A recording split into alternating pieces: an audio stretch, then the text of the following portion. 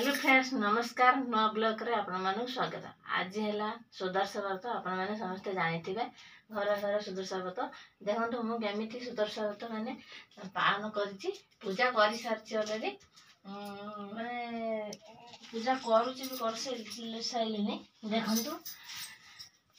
एठी माने देखंतु ठाकुर माने एठी मां तारिणी अछंती मां तारिणी मां लक्ष्मी आ एठेला जगन्नाथ माने जय जगन्नाथ आ प्रभु मैंने जय श्री राम संकट मोचन महावीर हनुमान आसती मैंने सब पूजा कर सारे आगे घर ठाकुर ही पूजा करवा कथा मु घर ठाकुर ही पूजा कर सारी देखो भोग भी दे सारी पूजा कर सारी दीप दीप सब अलरेडी कर सारी देखो सुदर्शन व्रत कर मंडल चाउल चाउल करके गुआ रखी 10टा गुआ माने कौड़ी 10टा कौड़ी 10टा गुआ सुदर्शन व्रतर नियम दुब बरकुड़ी पत्र आ फूल 10 प्रकार सब आनिक कदली पत्र चाउल मंडल मंडल कर गेंडू फूल पत्र सब मैंने जी पार्टी फूल मैंने सब आनी देखो कलश बसी पैड़ आ भोग दे सारी देखो भोग भी अलरेडी अच्छी खेला दीप जाऊँगी झुआ लिभी पिठा पिठा देखो माने पिठा भोग माने 10टी मंडा जे माँ 10टा मंडा विधि 10टा मंडा मो पिठा देइथिली ठाकुर भोग दे सारा पर पिला माने खाइछन्ती माने आम घर फैमिली आ कहीं नहीं मो पुओ बाबा देखो एमती विधि माने पालन करे ही पालन कर देखो भोग माने कंचाव्रत भोग माने तो मेन है जे कौन ना खीर कौनती छेना गुड़ कदली माने मेन माने पणाटा है आज सुदर्शन व्रत ना मेन छेना गुड़ कदली माने कंचाव्रत भोग फल फल जहाँ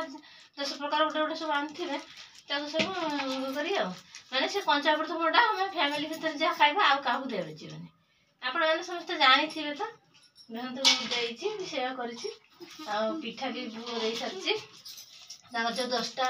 मंडा से 10टा मंडा भी कई मैंने बाहर लोक खाइबे से आम आम फैमिली भितर आपण मैंने करुवे आपण मैंने समस्त जानी थे मु भी एमती पालन कर देखो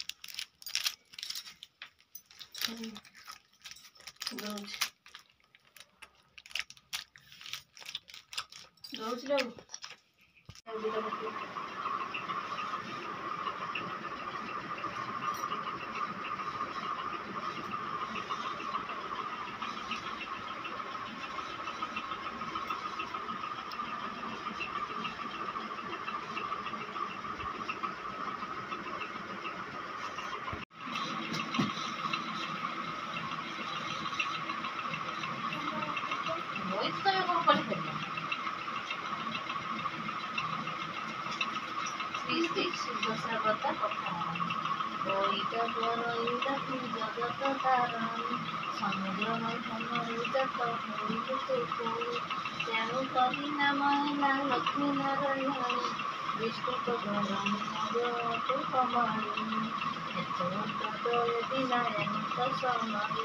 नारद महेन्द्र विजय इंद्र पद पूजा कले बसी हेमंत आसन के देवे इंद्र के गण कल के गण गण पाणी पुत्र दुईटे मंद नील मत संखे पीण कहवा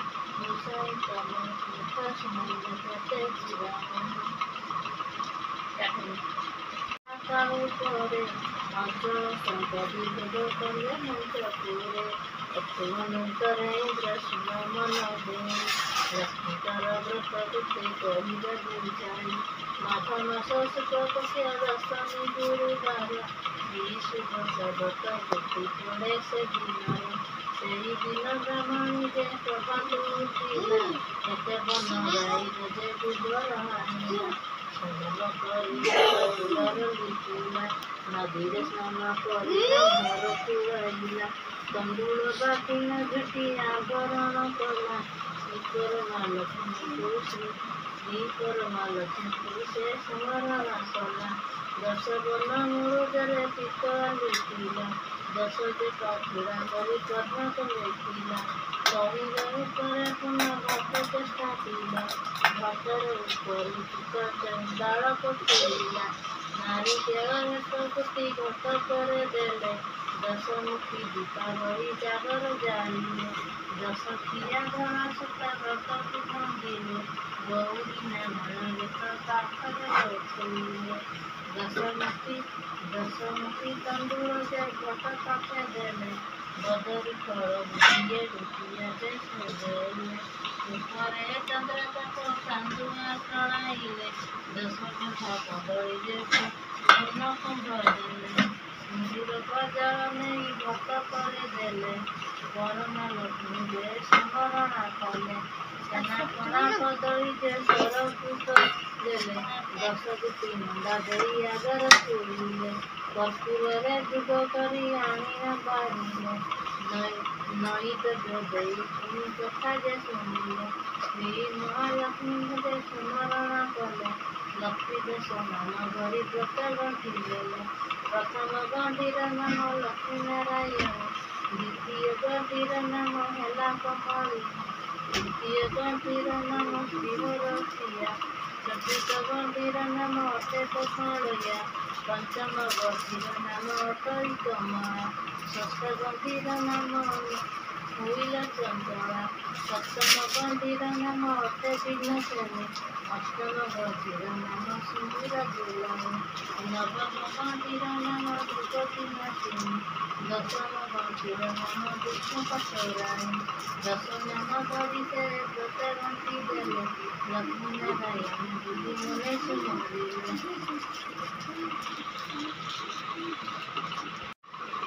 रही देखा नेक्स्ट ब्लॉग रे। यदि वीडियो टी भल लगी लाइक करिए, शेयर करिए, और कमेंट करिए।